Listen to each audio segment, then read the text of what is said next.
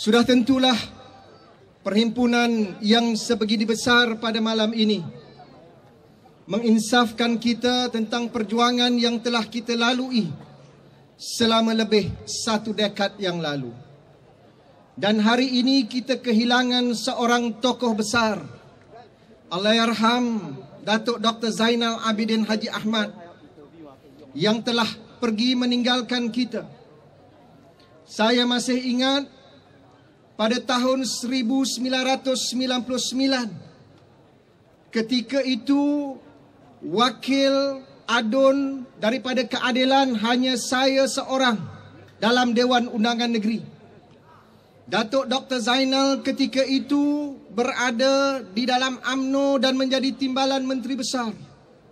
Namun setiap kali kami bersidang, ketika waktu rehat, beliau akan datang bertemu dengan saya.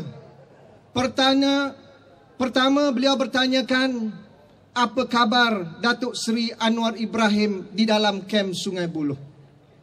Yang kedua, beliau meminta saya untuk menyampaikan salam kepada Datuk Seri Anwar Ibrahim. Begitulah hebatnya persahabatan yang begitu akrab di antara kami dengan Datuk Dr. Zainal Abidin Ahmad, yang akhirnya beliau mengambil keputusan untuk meninggalkan zaman jahiliah UMNO dan terus bersama-sama dengan perjuangan Pakatan Rakyat untuk menegakkan keadilan dan kebenaran.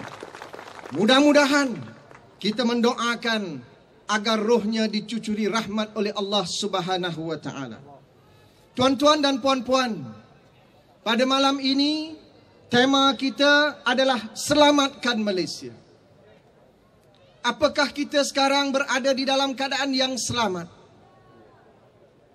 Apakah UMNO dan Barisan Nasional dapat menjamin keselamatan rakyat dalam negara kita?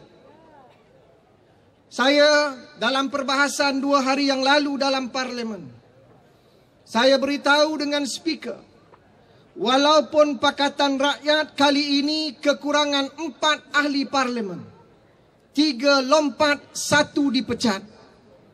Tetapi dengan kekurangan 4 ahli parlimen, Pakatan Rakyat telah berjaya membatalkan rang undang-undang GST dalam parlimen bagi mempertahankan hak rakyat.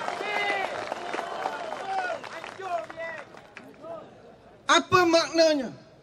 Maknanya bukan angka, bukan segala-galanya. Yang penting ahli-ahli parlimen yang tinggal dalam Pakatan Rakyat hari ini adalah kalangan pemimpin yang benar-benar berjiwa rakyat, mahu mengangkat martabat dan suara rakyat dalam Dewan Rakyat. Dan percayalah, insya-Allah dalam pilihan raya kecil yang akan datang, kita akan angkat seorang lagi ahli parlimen Pakatan Rakyat yang mampu mempertahankan rakyat.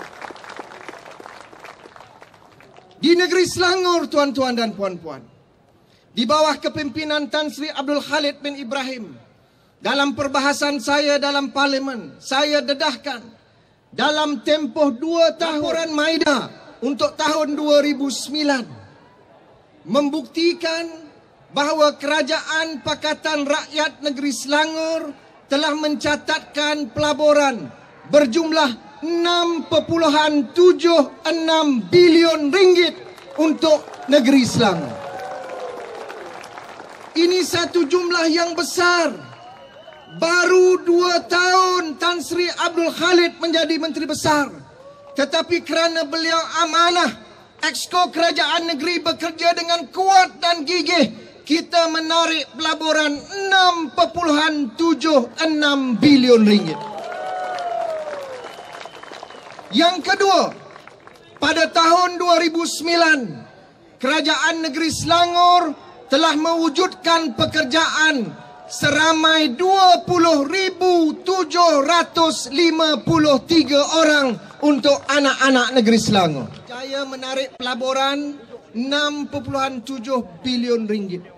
Mewujudkan pekerjaan seramai 20,753 orang.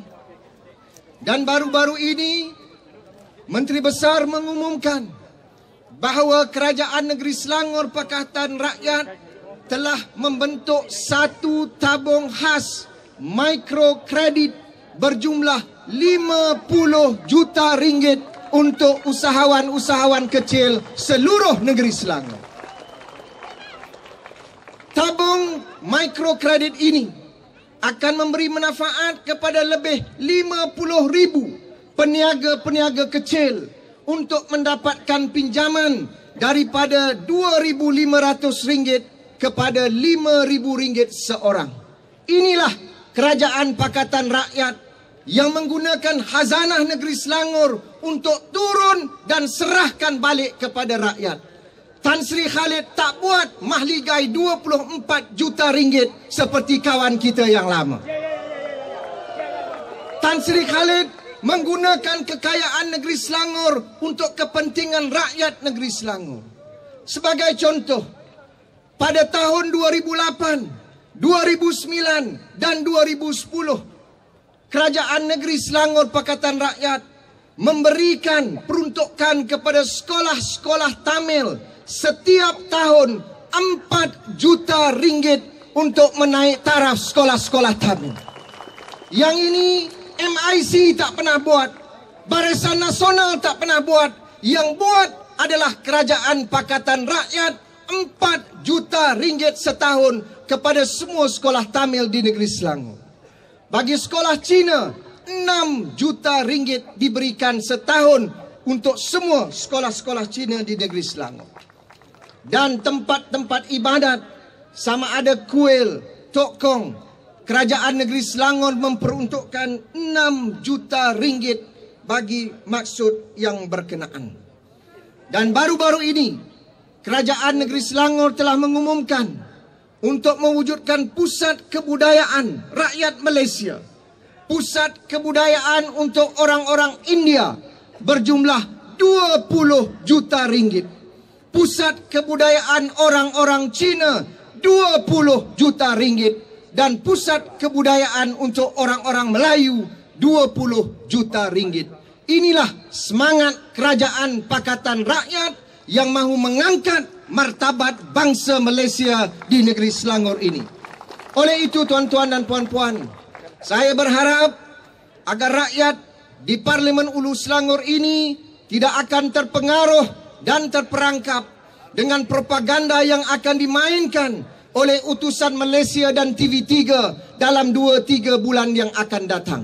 Tolak mereka dan berilah sokongan yang kuat dan padu kepada Tan Sri Abdul Khalid bin Ibrahim dan Kerajaan Pakatan Rakyat Negeri Selangor. Sekian. Wassalamualaikum warahmatullahi taala wabarakatuh. Sese. Waalaikumsalam.